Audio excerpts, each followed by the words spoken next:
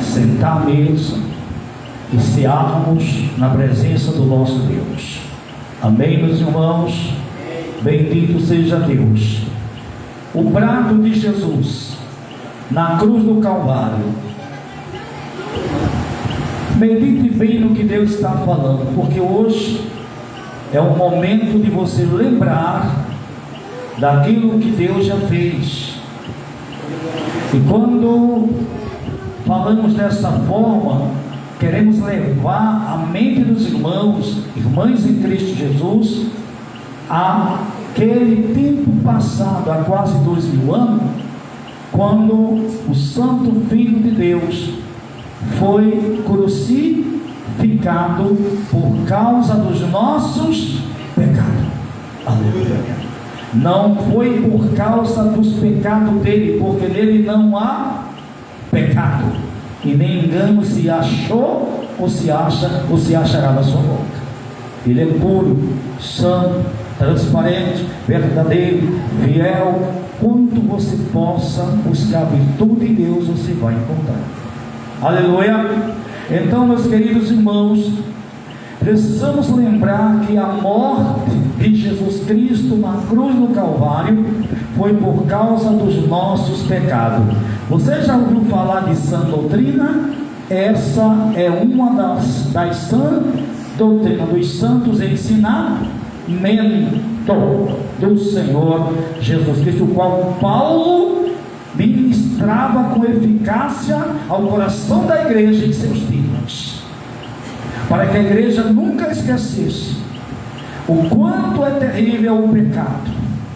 Por causa do pecado, o Filho de Deus foi ferido, aleluia, injustiçado, aleluia, esbofeteado, rejeitado, caluniado, aprontado, e foi obrigado a levar uma cruz nas costas até o Gólgota, lugar onde seria cumprida a sua execução de forma o que?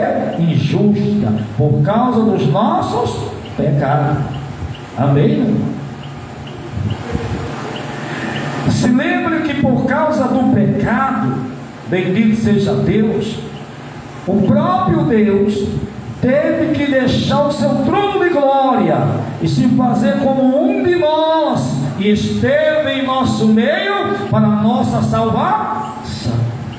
E Ele realizou na pessoa do seu Filho Jesus Cristo a obra chamada obra salvífica, que nos dá uma salvação eterna.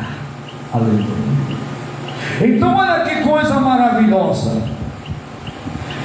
Deus salvou o homem mediante o seu plano de salvar, e todos nós devemos nos lembrar que o Salvador é Deus, e a salvação é um ato de Deus, e Deus é aquele que arquitetou salvar por meio da fé o ser humano caído. E como o Senhor prometeu, um dia, segundo se encontra em Gênesis 3,15, registrado lá, como Deus um dia prometeu e Moisés deixou escrito, segundo a vontade de Deus, viria o tempo em que Deus, o Senhor da glória, o próprio Deus soberano, levantaria um redentor, aquele que remiria, que salvaria o seu povo. Aleluia. Ou como disse Paulo, falando aos Romanos, capítulo 1, versículo 16, onde Paulo afirma que não se envergonha do Evangelho, porque o Evangelho é poder de quem, irmãos? De Deus. No verso 17 ele vai dizer que Deus salva e fez justiça na pessoa do seu Filho Jesus Cristo. E é porque cremos em Jesus que temos salvação eterna. Amém? Olha bem, quando você estiver ministrando, lembre-se de uma coisa: o plano é de Deus para plano de quê, pastor? Deus tem um plano para a humanidade caída. E qual é o plano que Deus tem para a humanidade caída? Olha, entre a condenação e a salvação, Deus escolheu salvar, ofertar primeiro a graça, a dádiva da salvação através do seu Filho Jesus Cristo, porque o meio que Deus escolheu para salvar o homem é pela fé e pela pregação da sua palavra. Bendito seja Deus. Por isso o apóstolo Paulo, escrevendo aos Coríntios, ele fala que Deus, aleluia, salva pela loucura da pregação. Porque o que para nós é culto glorioso e santo, pentecostal, para aquelas pessoas que ainda não foram alcançadas pela salvação, que ainda não têm a mente de Cristo, para elas é loucura, porque elas não entendem. Aleluia. Amém? Eu quero falar com isso, que a gente nunca vai esquecer. Primeiro, o pecado é terrível. E por causa do pecado, o Filho de Deus foi ferido e morto por causa dos nossos pecados. Por causa do pecado, o Deus vivo teve que deixar o seu trono de glória para nos salvar. E por quê, pastor? Você já parou para pensar nisso? Como é que um homem caído, um ser humano caído, seja homem ou seja mulher, poderia oferecer um sangue puro a Deus? Ora, e todos caíram no primeiro pecado, o chamado pecado original. Como poderia o ser humano na face da terra oferecer um sangue puro a Deus? Um sangue puro, santo e um sacrifício perfeito, se o homem saiu desse patamar e já não é mais perfeito como no início, como no propósito originário? Amém? Então não tinha. Mas o diabo, na sua astúcia, persuadiu, foi para cima deles e os venceu. Então o homem pecou, e com o pecado veio a condenação, a separação, a condenação e, na verdade, a maldição como castigo pela desobediência ao Todo-Poderoso. Olhe bem, os princípios dos homens são passageiros, mas os princípios de Deus são eternos. Desde lá que ele falou, para todos sempre. E o que foi que Deus falou para Adão? Quando colocou Adão, como está escrito lá em Gênesis capítulo 2, no capítulo 2 ao capítulo 3 de Gênesis, quando Deus colocou lá Adão no jardim e disse a ele que guardasse o jardim, aleluia. Deus o colocou numa posição de honra, mas Deus disse a Adão: de todas as coisas que há nesse jardim, aleluia, de todas as coisas que há nesse jardim você pode comer, menos, glória, da árvore do conhecimento do bem ou do mal. Vamos entender uma coisa: o Criador pega a sua criação, fala com ele, orienta ele e deixa ele à vontade no jardim e diz para ele até onde ele deve ir. Deus não desejava que o homem comesse no primeiro estágio da sua vida da árvore do conhecimento do bem. Então qual era a vontade de Deus? Que o homem se mantivesse puro até um determinado tempo, segundo o projeto de Deus. Aleluia. Ouvindo a vontade de Deus, quem falou primeiro? Ora, meus irmãos, Deus falou primeiro, e Deus disse até onde ele deveria ir. Mas diz a palavra de Deus que o diabo enganou a Eva, e Eva enganou o homem. Aleluia. E todos pecaram diante de Deus, irmãos. Você está entendendo? O que o senhor quer dizer com isso, pastor? Que a humanidade ficou debaixo de uma sentença, de uma condenação eterna, por não fazer a vontade de quem? Pastor, o que é pecado? É só não fazer a vontade de Deus, irmão. Aleluia. Pastor, o que é pecado? É transgredir a lei de Deus, que é mandamento. Uma coisa é Deus pedir, convidar você a entrar ou a chegar ou a fazer, e outra coisa é Ele te ordenar. Porque existem dois pecados que é terrível. É quando nós pecamos contra a santidade de Deus, porque é quando a gente profana o nome do Senhor. E por causa dos nossos erros, o nome dele é mau. Chama-se pecado contra a santidade do Todo-Poderoso. Por quê? Porque é a lei da santidade que diz: sede santos, porque eu, Senhor, sou santo. Aleluia. E quando a gente não consegue andar no grau de santidade, pecamos contra Ele. Aleluia. E precisamos clamar a Ele o seu perdão, a sua misericórdia e ajuda para fugir da aparência do mal e trilhar o caminho certo e fazer o que é certo. Mas também tem outro pecado, e esse é terrível também, que a igreja geralmente comete. Isso aqui é sério. Deus não disse a Adão, Deus ordenou a ele que não comesse da árvore do conhecimento do bem e do mal. Deus ordenou, Ele deu a ordem, mas dela não comerás. E o que é que eles fizeram? Comeram. Ei, o mandamento foi desrespeitado, o mandamento foi quebrado, foi ignorado, foi deixado de lado, e aquilo que o mandamento disse para eles não fazer, eles fizeram, e pecaram contra Deus. Por quê? Porque o mandamento, a palavra de Deus, revelava a vontade do próprio Deus a respeito do que Deus queria deles. Obediência voluntária e espontânea. Aleluia. Sabe? Obediência, né, ao mandamento, à ordem, e fazer isso com voluntariedade, com amor e muito temor da parte do Senhor. Quando nós não agimos assim, quando nós transgredimos o mandamento da palavra de Deus, né, os mandamentos que Deus nos dá, nós pecamos contra a autoridade dele.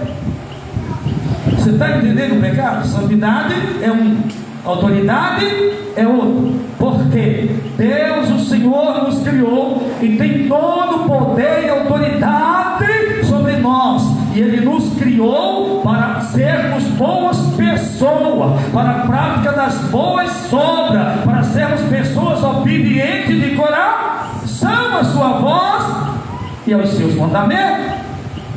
Então, quando nós nos rebelamos contra a palavra de Deus, contra aquilo que a palavra de Deus nos ensina, nos ordena, estamos pecando contra a autoridade do Todo-Poderoso. Não estamos respeitando a sua autoridade e poder sobre nossas vidas, ou a sua vontade sobre nós.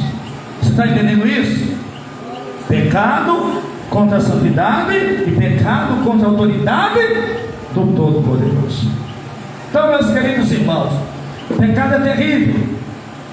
Aí Paulo vai dizer que Jesus morreu por causa dos nossos pecados e ressuscitou ao terceiro dia para nossa justificação. Você está lembrado do que eu estava falando para você? Há quase 12 mil anos atrás, por aí, Deus realizou em seu Filho Jesus Cristo uma obra na cruz do Calvário. Porque Jesus disse ao próprio Nicodemos, Jesus disse a Nicodemos: Deus amou o mundo de uma tal maneira, Nicodemos, isso aqui ninguém pode explicar, aleluia, de uma tal maneira que Ele deu o seu único Filho, aleluia, Jesus Cristo, Senhor da glória, o primogênito, aleluia, o único Filho de Deus, aleluia, deu para que todo aquele que nele crê, olha o meio, a fé, crê, não pereça, mas tenha vida eterna. Então olha para cá para você entender isso, nesse ponto de ser. Não perecer significa não estar separado dele para. Você está entendendo? Então por que Jesus deu o brado na cruz? Está consumado. Pai, em tuas mãos entrego o meu espírito. Está consumado. Esse brado de Jesus, primeiro, glória a Deus, nos livra da condenação eterna. Você sabia? Porque se Jesus não realiza a obra salvífica, não paga o preço na cruz, nós estaremos condenados a uma eternidade sem a presença de Deus. Você está entendendo? O apóstolo João vai chamar isso de morte eterna. Você pode abrir no Apocalipse? Bendito seja Deus. O apóstolo João vai chamar isso de morte eterna. Apocalipse capítulo 20. Aleluia. Onde João teve a visão, glória a Deus, né? A visão do juízo final. Bendito seja Deus. E agora você vai entender o que é que acontece. Juízo final está dizendo, final, para sempre. É uma sentença irrevogável. Já era. Não há mais possibilidade de salvação ou reconciliação no juízo final. Porque é final. Aleluia. Mas agora ainda há tempo para o mundo, porque Deus está derramando a sua ira sobre a terra, mas em lugares diferenciados.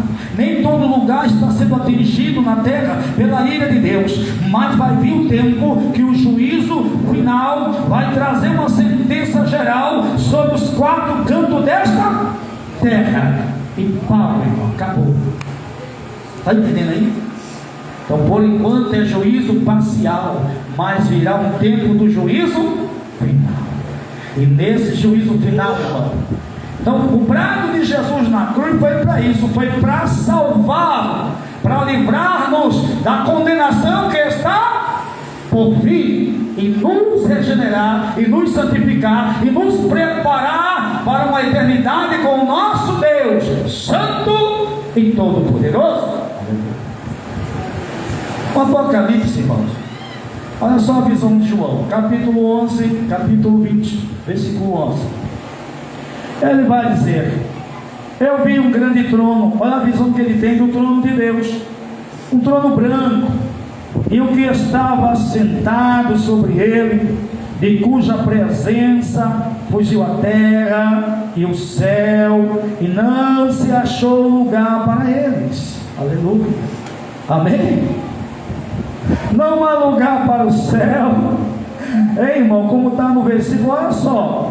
E viu um grande trono branco que estava sentado sobre ele, cuja presença fugiu a terra e o céu. Glória.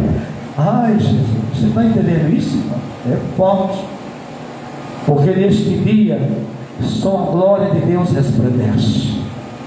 Só Ele é a luz, o esplendor e a glória. Aleluia! Toda honra, toda glória seja dada ao Eterno. E eu, João, aleluia, versículo de número 12, e vi os mortos, vi os grandes e pequenos, que estavam, aleluia, diante do trono, e abriram-se os livros. O que, irmãos? Livros, não é só um, são dois livros que são abertos na visão de João, no juízo final. Não, observe, abriram-se os livros, aleluia, e abriu-se outro livro, que é o da vida. Olha que coisa tremenda. Livro de que, irmãos?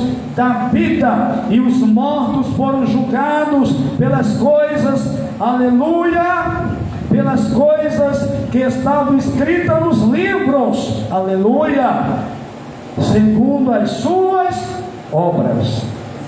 Ei, igreja, você está entendendo isso aqui?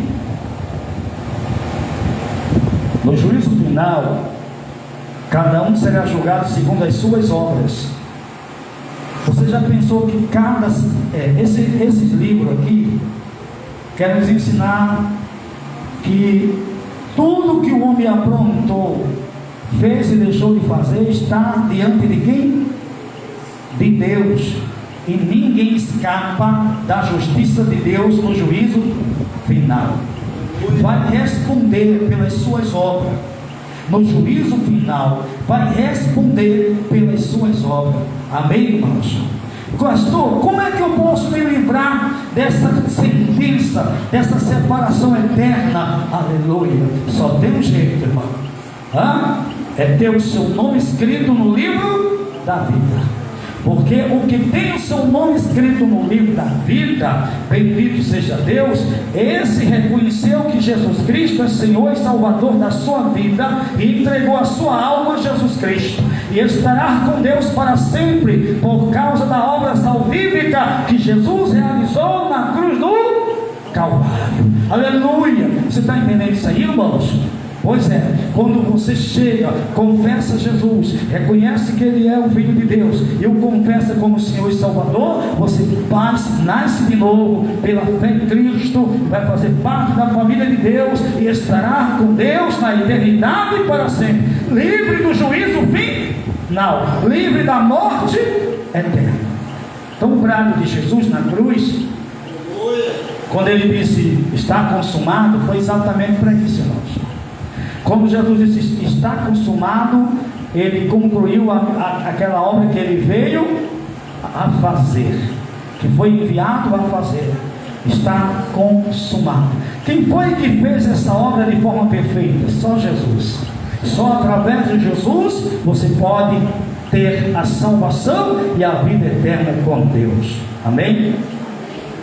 Mas pastor, o que é que vai acontecer se as pessoas rejeitarem a Cristo? Quem rejeita a Cristo, a vida eterna, você está entendendo? Abraçou a morte eterna, porque tem vida eterna e tem morte eterna. Então veja a opção. Deus nos dá a graça da escolha. Por isso os ministros do Evangelho pregam para os grandes e pequenos, nos quatro cantos desta terra, porque um dia tudo isso será retirado, tudo isso aqui passará, e haverá um acerto de conta na eternidade, naquele grande dia, no juízo final. Amém, irmãos? Mas quem tem o seu nome escrito no livro da vida não passa no juízo final. Não. O juízo final é para aqueles que não confessaram a Cristo como Senhor e Salvador, e não aceitaram de bom grado o dom da salvação, o qual Deus eterno nos dá no seu Salvador, porque o Salvador que Deus prometeu levantar, segundo Gênesis 3,15 até o Apocalipse, Bíblia, aleluia, o Salvador que Deus prometeu levantar, ele tem o nome de Jesus, e esse Jesus é o Santo Filho de Deus, chamado de Messias, o Cristo de Deus, aleluia. E é pela fé, não tem outro jeito. Ou você crê e toma posse, ou você não acredita e morre eternamente. Amém, irmão? Qual é o melhor? É você crer e tomar posse e desfrutar de um relacionamento com Deus vivo e eterno e estar com Ele na eternidade, crendo no Cristo de Deus, no Salvador que Ele mesmo levantou para a nossa salvação. Amém? Finalizando, porque a hora passa, glória a Deus. Bom, a Bíblia diz, no capítulo 20, verso de número 14, que a morte e o inferno foram lançados no lago de fogo. Olha só, lago de fogo. Você já tinha ouvido falar do lago de fogo? Está aqui no livro do Apóstolo. João fala desse lugar, e é um lugar que vai receber outros lugares. Não é interessante? O lago de fogo foi preparado como um cativeiro eterno, não é um reinado, lá ninguém reina, lá todo mundo sofre. Tormento é eterno. Para você ter uma ideia, o próprio Satanás será lançado no lago de fogo, o anticristo será lançado no lago de fogo, o falso profeta será lançado no lago, e todos aqueles que se rebelaram contra Deus e o rejeitaram de coração serão lançados no lago de fogo. Por quê? Se você observar, tem a eternidade com Deus e o lago de fogo eternamente. Então tem duas eternidades, dois céus para você viver com Deus. Não, você sabe que Deus te aguarda se você permanecer em Cristo, fazendo a vontade de quem? De Deus. E você pode ter 80 anos hoje, você que está me ouvindo, e você dizer, meu Deus, eu não fiz tua vontade. A vontade de Deus é que você reconheça Jesus como o Santo Filho de Deus e o confesse como Senhor e Salvador da sua vida, e então o Espírito Santo vai habitar na sua vida e te preparar para uma eternidade com Deus. A vontade de Deus é que você seja salvo. A vontade de Deus é que você esteja na eternidade. Essa é a vontade de Deus, que o homem se converta dos seus maus caminhos, confesse a Cristo como Senhor e Salvador e vive eternamente com Ele. Essa é a vontade de Deus. Amém? Pois é, quem não aceita a vontade de Deus fica com o lago de fogo. E o João foi bem direto, porque o servo de Deus não pode ter feio, tem que ser sincero, tem que ser verdadeiro naquilo que ministra. E o que é que João falou? E a morte e o inferno foram lançados no lago de fogo, e João chama assim, e esta é a segunda morte. Se você não tivesse confessado Jesus, essa segunda morte estava te aguardando. Por que segunda morte, pastor? Porque quando Adão e Eva pecaram, Deus os expulsou do jardim, não pôde ficar mais na presença e o próprio Pai os expulsou da sua presença, e eles perderam o que, pastor? O relacionamento divino. Perderam o relacionamento que tinham com Deus no início, porque todos os dias o Senhor falava com eles. Você está entendendo? Tinha esse relacionamento espiritual com o pecado, e o pecado nos afasta da presença de quem? Aprenda aqui, o pecado nos afasta da presença de quem? Se amar o pecado, vai perder a presença. Se gostar do pecado, vai perder a presença, porque a presença não vai permanecer na vida de uma pessoa que vive em vida de iniquidade, na prática do pecado, pecando e achando bom. Então, quem opta pelo pecado perde o privilégio da presença do Todo-Poderoso. Você está entendendo isso?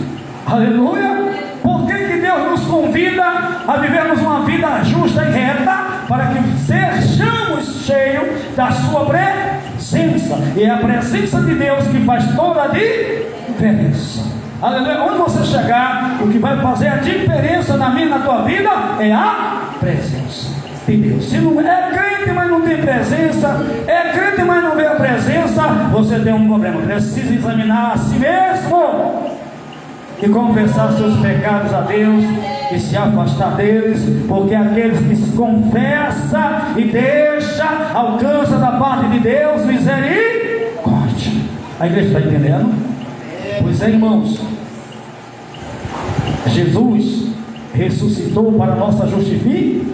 Agora diga comigo, a justificação é um ato de Deus, é obra de Deus. Quem foi que nos perdoou?